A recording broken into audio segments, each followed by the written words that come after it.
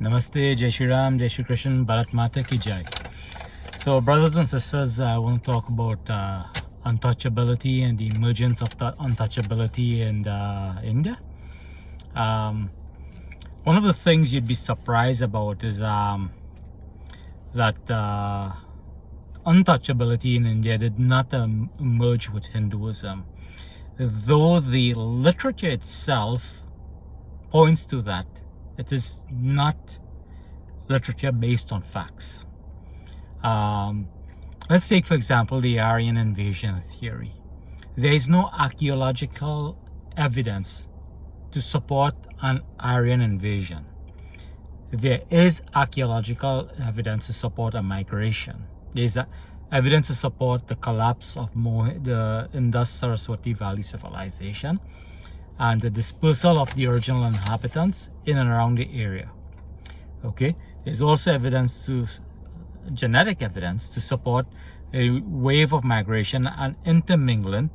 I mean, look at yourself in the mirror. You are basically an example. You're proof of the intermingling of the Arya that migrated. Not denying that there was an Aryan migration. I rather use the word Arya. Aryan is anglicized, westernized version.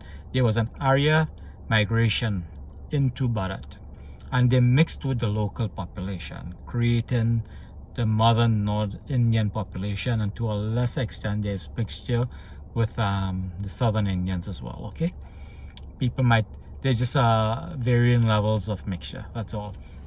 But this Aryan migration was Aryan invasion was embedded into academia because of alternate and ulterior motives. Similarly, the caste system was embedded by Christian missionaries wanting to win converts. Okay, and the caste system is a European construct. We have the Varna system and a Jati system, and they are very different from the caste system. Okay, I've explained that in previous videos. So I want to let's see. So basically, the Dalits in Bharat, they are equivalent to the Bura Kumin in Japan, the Bei Jeong in Korea, and the peasants in medieval Europe. Okay, the Dalits and the peasants in medieval Europe, and the reasons why the Dalits are equivalent to them is because the caste system is a European construct. Okay, and the European society wanted to define those that were the nobles and those that were the peasants, those that were the rulers and those that were the ruled, and they imposed this construct into Bharat, into Sanatana Dharma. Okay, but there is no true parallel for this in Dharma. Okay, but the Christians now, they took it a step further. Okay, they take it a step further. There's actually documentation. I mean, the freedom of religion that the British brought to India was not meant. It was not meant to be a liberal order, a liberal idea, or enlightenment to India. Okay, as you know, Sanatana Dharma allows for the freedom of religion. The British did not give us that.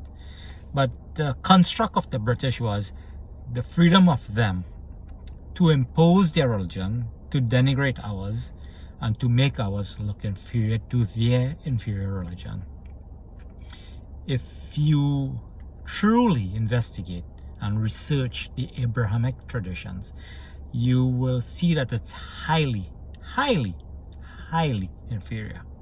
Okay, I did not grow up exposed to Sanatana Dharma the way I was exposed to the Abrahamic traditions. Okay, and I do not have that much exposure to Judaism, but I have a lot of exposure to Christianity and to a lesser extent Islam. Okay, so I'm very familiar with these these traditions. Okay, these traditions are very, very oppressive. They're very fear-based, and they're very follow the doctrine. Do not question it. Do not question it. Christianity and Western civilization are two distinct things. Western civilization is Greco-Roman, and Christian, and there was a rejection of that when Europeans started to emerge. Western civilization started to emerge, but religious leaders realized that they were falling back, so they hitched on their bandwagons, their carriages onto the Greco-Roman movement and tried to co-opt Western civilization as to being Judeo-Christian. But if you look at what true Judeo-Christian religion, it brought about the Dark Ages in Europe, and it was the rejection of the Judeo-Christian. It's rejection, not complete, but a rejection of its dogma that led to the Reformation. Okay, and more of an embracing of the Greco-Roman ideals, morals, and values, which both of them are sisters to the Dharmic worldview. Okay, make no mistake, they are sisters to the Dharmic worldview. So Ambedkar, okay, those of you who identify as Dalits or untouchables, etc., Ambedkar, he said that untouchability entered Indian society in around 400 CE, okay, or the Common Era. Okay, this is Ambedkar. He's a giant of an intellectual. Still, and please, my Dalit brothers and sisters, do not be angry. We need to hold our ancestors, not our ancestors, but our forefathers responsible for not challenging a narrative that was imposed upon us. And I've always told you, we need to take control of our narrative now. Okay, the modern Sudras and untouchables, scheduled castes, scheduled tribes, all of these things, we're all really Sudras, right? Sudras are just the workers, whether you're a skilled worker or knowledge worker or partial worker, whatever it is, we're just workers. That's all it is, with specialized and trades, right? We're just workers. That's all we are. That's all the Sudras are. We're workers. Okay, that's it. We're workers. So at this time, when untouchability emerged in Bharat, it did not emerge in Hinduism. When untouchability began to emerge, Buddhism, which for over a millennium, maybe even a millennia and a half to 2 millennia by then, it was already it was the dominant, highly dominant. Sanatana Dharma was just a fringe movement. Now it became a fringe movement in Bharat. Sanatana Dharma was more or less on its last legs, you could say. Okay, practiced by a few individuals. Okay, a few individuals. So more or less, the caste system in Bharat had ceased to exist, with just a few exceptions. The vast majority of people were Buddhists. Okay, and under this worldview, the Buddhist worldview, is when untouchability emerged. And earlier on, I said to you that the Dalits are equated to the Burakumin in Japan, and South Korea, the Beijing. Sorry if I mangle these pronunciation, and the peasants in Europe. But let's focus on the Japan and then Korea, right? Sanatana Dharma was not in Japan or Korea. Buddhism was. Buddhism was. And the reason why untouchability emerged in these countries was that Buddhists, okay, not Buddha, not Siddhartha Gautama, okay, Buddhists, they viewed people who were engaged in, anything to do with animal, like, butchering, raising animal, at you know, making leather, using animal parts, whatever, fishing, etc. They viewed them as being engaged in unclean professions, and all then that they should be avoided, okay, or they would be contaminating them. And this is how untouchability emerged. But academics, the ones that really champion this, they focus on Bharat, right? They focus on Bharat because they wanted to challenge Sanatana Dharma Hinduism, because they were failing to win converts.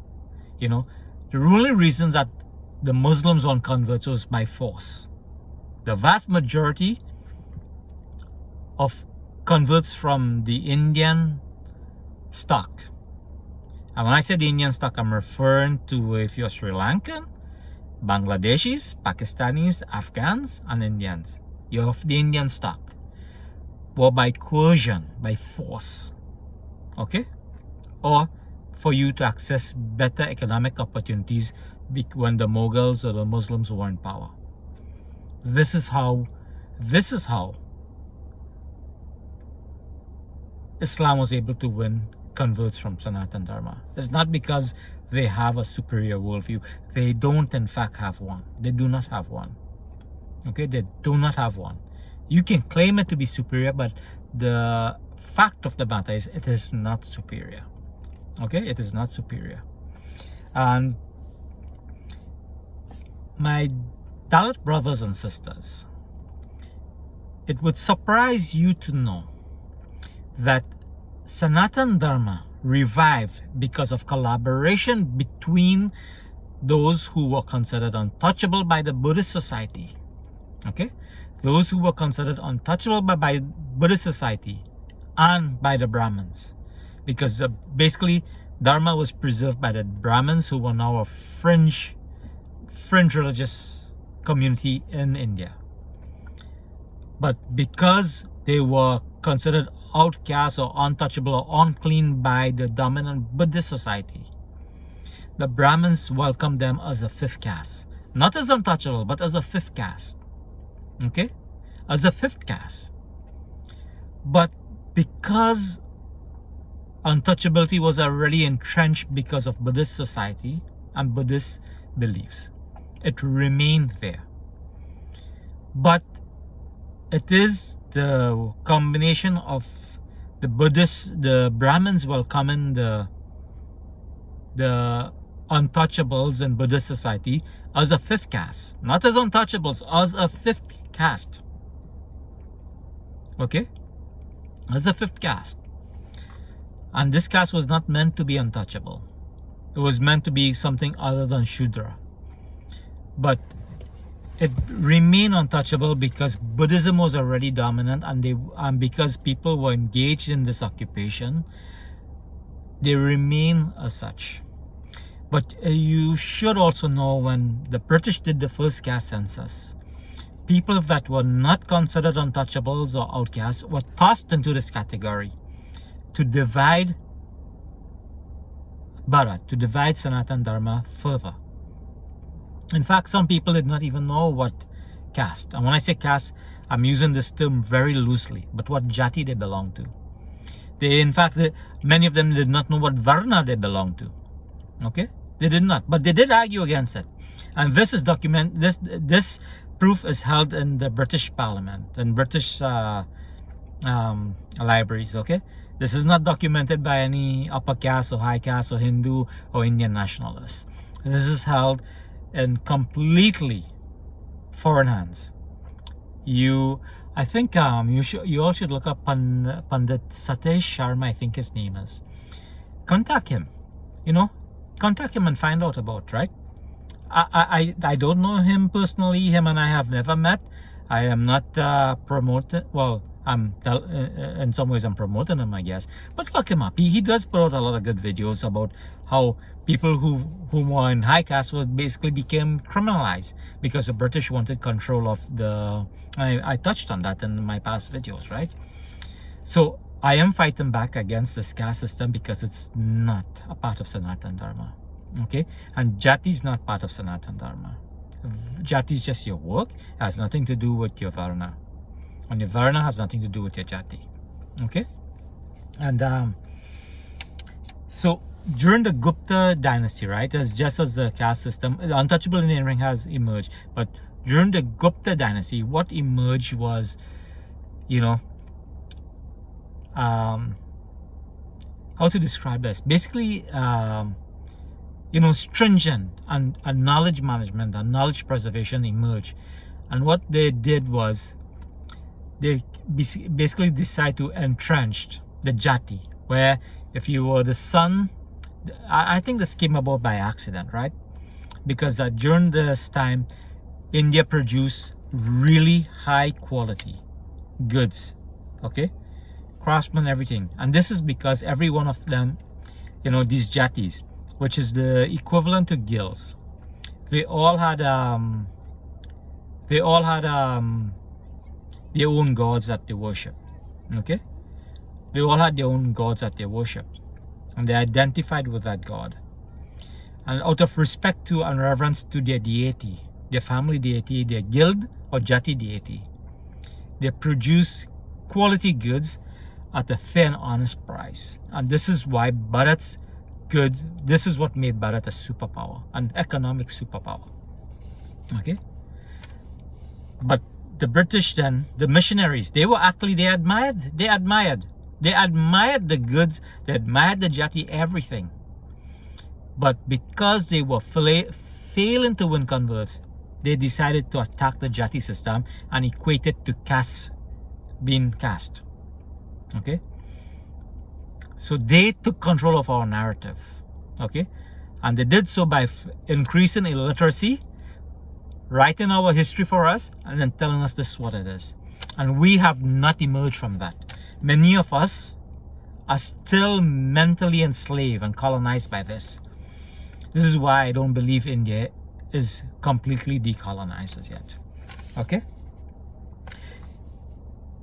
It will surprise you to know that the Gupta dynasty was also people of the Sudra persuasion, and those that who would today be considered low caste. Okay? So was the Nanda dynasty, and so was Chandragupta, the Mauryan Empire, and so was the Vijayanagar Empire in the south. Okay? What goes to what that shows you is that Bharat only is great when the Shudra are truly able to create and free, or the lower caste. Okay? I would like to say to you that there is no such thing as untouchable. There's just there are people who like to be intellectual.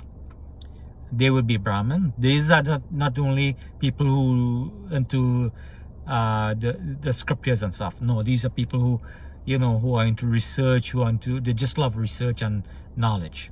Okay, so those could be Brahmin. It does not have to be scripture based. Then there are those who likes to get into jobs like the military, firefighting, policing, government. These are people that you would consider Kshatriya type qualities, okay? And every one of us have these qualities to a certain degree. And you have to remember these qualities in early Vedic scriptures and early Sanatan Dharma, where you were not born into, you were not a Kshatriya, Brahmin, a Vaishya, Shudra because your father was one. No, you were one because you decided to become one because you were born with qualities independent of your parents. Sometimes because of your parents, because genes do play a bigger role. Okay, but you can then decide that you want to change, because there's also chance. There's also chance where, two normal looking person can produce a really formidable looking individual who can be a great warrior. And they may never have warriors going back generations, but they can produce a child who would be an excellent warrior.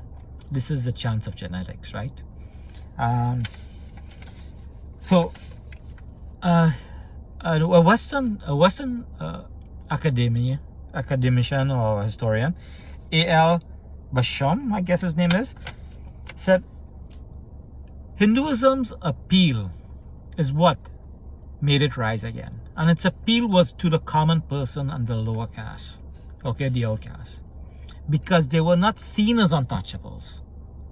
Unfortunately, the stigma that Buddhism applied to them, the Buddhists, not Buddhism, but the Buddhists, let's differentiate, applied to them remained with them, okay? And we can still see this in action today in the modern day and age. Like if you live in North America, natives have a stigma attached to them. Again, in North America, black people have a stigma attached to them. In North America, not just North America,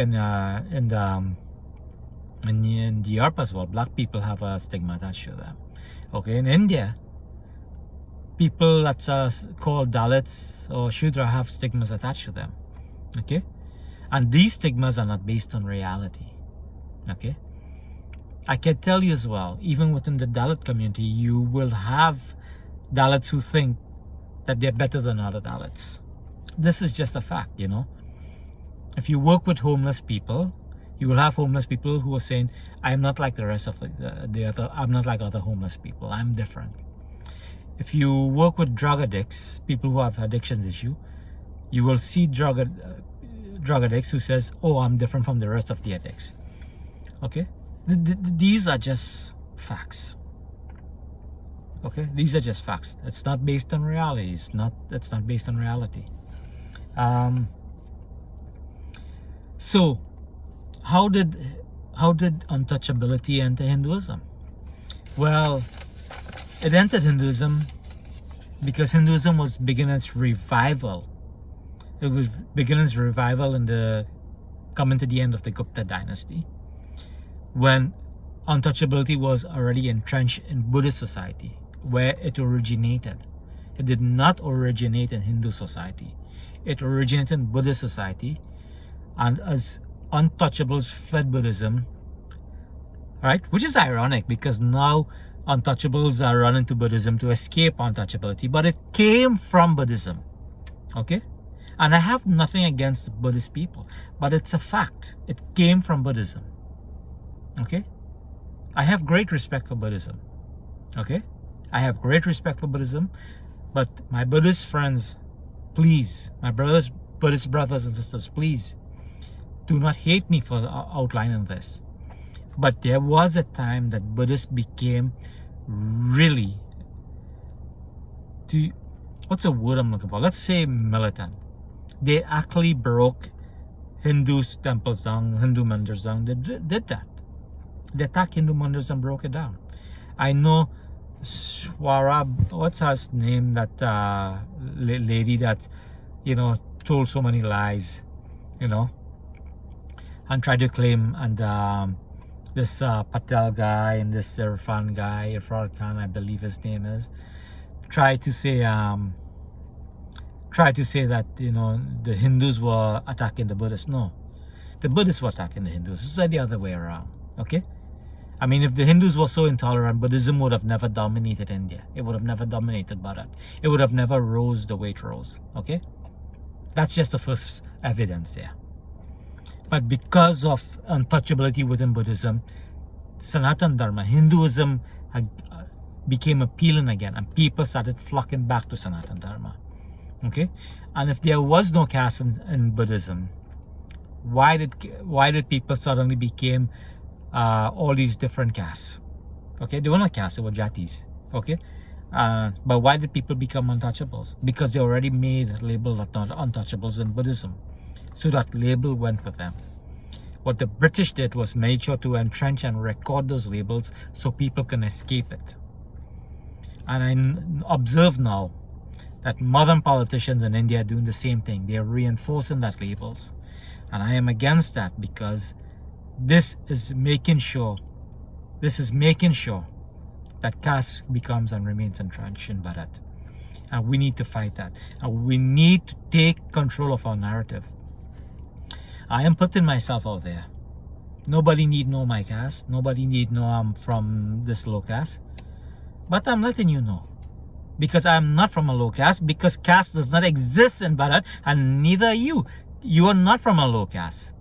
And you are only going to, as long as you accept that, then you are. So I am asking you to reject it. Let us take control of our own narrative. Let us take control of our own history. Okay?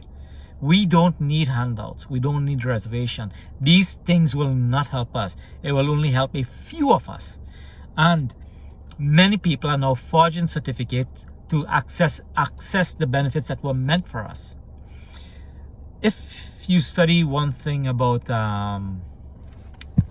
there is this movement in the US. It's the same as reservation. I forgot what's it called, what's the term they use for it, right? It was meant to help black people overcome economic deprivation and years of systemic racism and everything. Okay?